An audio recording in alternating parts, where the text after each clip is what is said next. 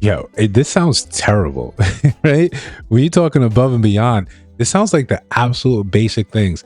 Have we gotten to the point where, and I know the answer is obviously dating is completely cooked, where the above and beyond, you doing something that he normally doesn't get, is you cooking him a meal?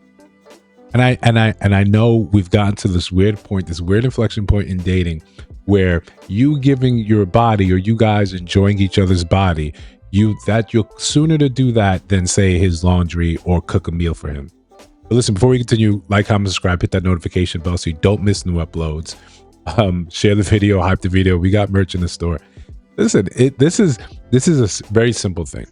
We become so focused on what men have to do to improve for a relationship that we put all the onus on men. It becomes this normalized thing that if a relationship fails, it's because the man failed to do something.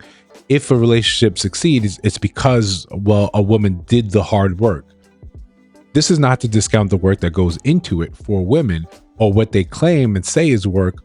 I think it's actually the bare minimum what it takes to actually relate in relationships and properly communicate, and not in the sense of, I'm just telling him what he should do for me, what he's doing wrong, what he needs to improve. No, we have to understand that, especially with Gen Z, they're looking at these really transactionally, and not just in a monetary sense. They're looking and saying, what is it that I'm getting for all the laundry list of things that you want me to do?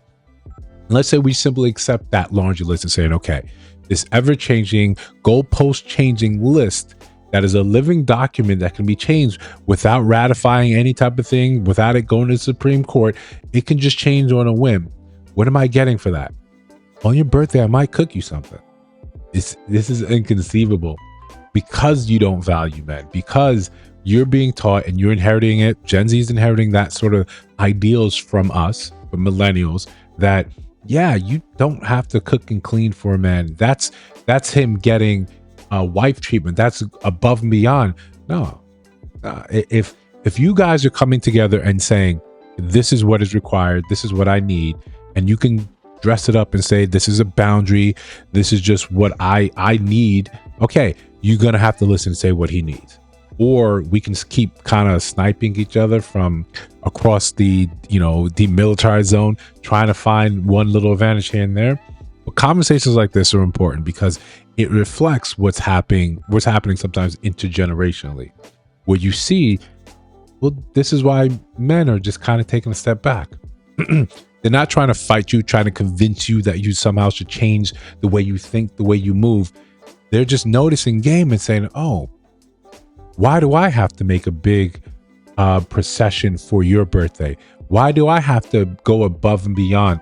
You require flowers for the first date. You require a deposit for the first date. Some of you require that someone pays for a babysitter, pay for your maintenance, your hair, your makeup, all of this, just so I can sit across you and also pay for that meal. And also with the understanding that this is going to be required every single time I date you. I'm paying to find out if you like me. I'm paying to find out if I like you. And they're looking at it and saying, like, well, I don't see the point in this. When it's fractured and it's broken down that way, it's no wonder they're just saying, I'd rather just be by myself or pay for it professionally. These are options that across the board are becoming more and more viable. When we have these conversations and we basically tell men, I don't really care about what you've got going on. And even when it comes across to something innocent, saying, oh, it's your birthday, we're going to go above and beyond. I'll cook him something. What are we doing? What are we doing? What are we supposed to think that is worthy of us getting in these relationships? How do you make the case that this is what people should sign up for? When we talk about men living quiet lives of desperation, this is part of what we're saying. That even when you engage in this, even when, we'll take it more realistically, and this is what we've learned from previous generations, you get involved, you get married, there's a leverage change where now it's harder and it's more expensive for you to dislodge yourself from that relationship.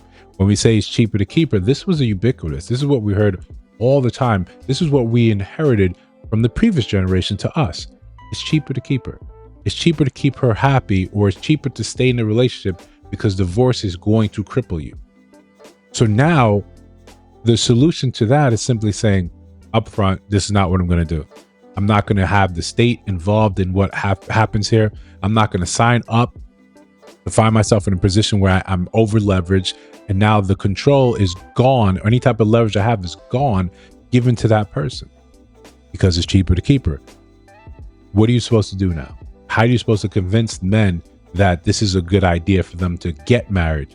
Well, what do? We come up with even more ridiculous things saying that I don't really care about you anyway. Maybe it's just kind of like the wool being pulled from our eyes, and we understand now that, yeah, this may be a business arrangement rather than I genuinely care and love you and want to spend the rest of my life with you. No, there are goals that I'm trying to accomplish that you would help facilitate. You make my life easier because I spend less money when I'm with you, and we can have kids together. But at any time I'm upset, I'm going to show you like this. I'm going to show you by not doing things that are special or labeling those regular things above and beyond. While what I desire, what you would consider above and beyond, I now reduce down to normal.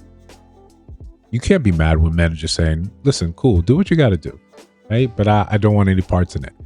I feel for men that are out here and saying, I really want this thing. I want this miraculous thing of marriage. And you're looking online for it. I don't think you're going to find it for people online. I want that disclaimer to be very clear. I still don't think this is majority of women. I still don't think this is the majority of the game. I think there are plenty and probably a majority of women that do want what you want in a healthy, sort of safe way.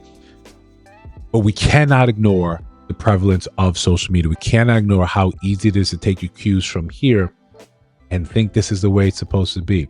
But I could be wrong, could be off base. Yeah, this could be the majority. This could be the majority of people. And if that's what you think, let me know down in the comments below. If you see other videos on your screen, check those out. Let me know your thoughts about those in those videos. And of course, you're listening to my voice now, you have not subscribed, I think you should. Just trying to build something dope. I'll see you in the next one.